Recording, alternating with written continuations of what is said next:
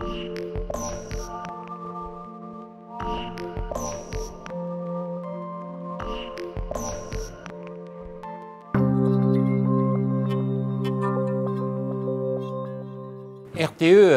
s'est engagé pour la biodiversité le 19 mai 2011 pour deux raisons principales. La première, c'est que 85% de nos ouvrages se trouvent en milieu rural ou forestier, donc nous sommes très présents dans les milieux naturels. La deuxième raison, c'est que cet engagement est bien conforme à nos valeurs, à notre volonté d'être impliqués dans le développement durable en tant qu'entreprise citoyenne, de mobiliser nos salariés sur ces sujets. Et c'est d'une façon très concrète, en organisant notre travail dans ce domaine que d'être présent dans cet engagement pour la biodiversité.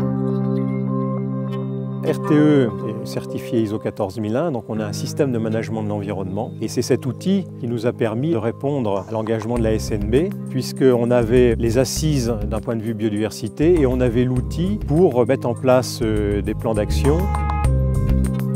Suite à des désagréments causés par nos interventions, nous avons essayé de chercher une solution avec l'association Avenir. Ce qui a été décidé, c'est la mise en place d'un pâturage pour des chevaux camarguais.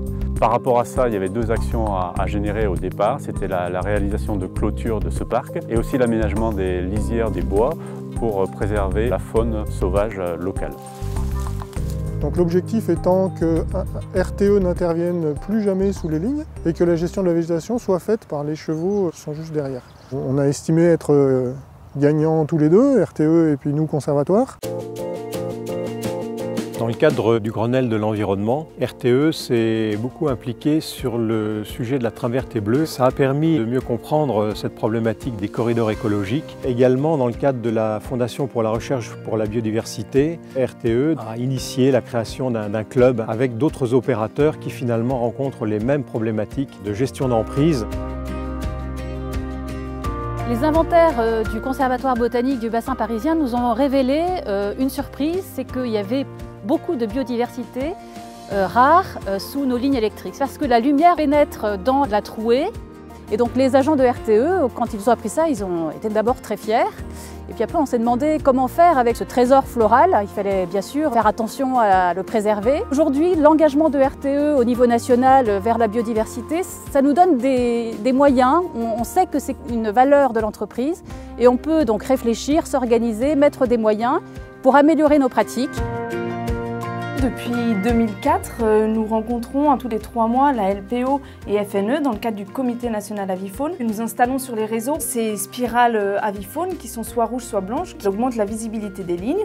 D'autre part, le vent passe à travers ces spirales, ce qui émet un léger sifflement et avertit les oiseaux de la présence de la ligne. Suite à la signature de la stratégie nationale biodiversité, nous avons engagé 2 gros projets pour la préservation de l'avifaune. Le premier consiste au développement de nouvelles balises avifaune qui pourront être installées dans les zones de montagne, puisque ces zones sont soumises à des contraintes climatiques fortes qui font qu'on ne peut pas installer les spirales avifaune classiques. Le deuxième est une thèse qui aura pour objectif de quantifier de manière scientifique et robuste la mortalité avifaune par collision avec les lignes RTE.